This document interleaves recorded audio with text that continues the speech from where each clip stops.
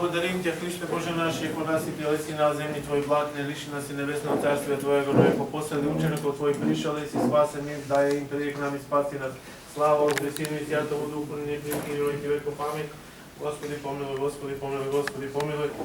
Високо преосвещенейши Владико, благослови. Благословен е нашиот Бог, Света Троица, кој не милува и храни со својата несоздадена благодат и човеколюбие, постојано сега и секогаш и во сите векови.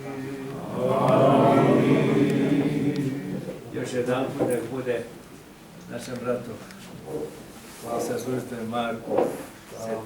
godišnjice i da Gospod da svako dobro i njemu i cijelu noći i da Gospod nam da se češće viđamo ovako i ovdje i kod nas u Vranju i svugdje, da našem bratu Marku na mnoga ljeta.